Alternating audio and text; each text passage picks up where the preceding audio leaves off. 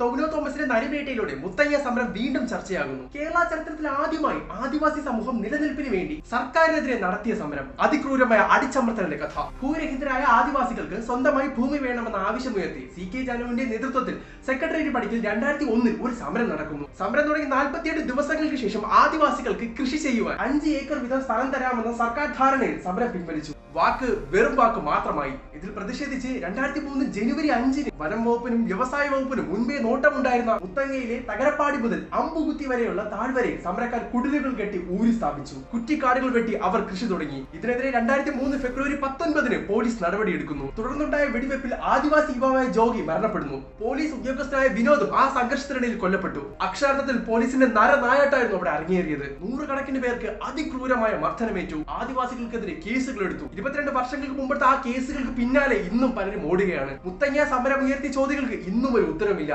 ആദിവാസികൾ ഇന്നും അവഗണിക്കപ്പെടുകയാണ്.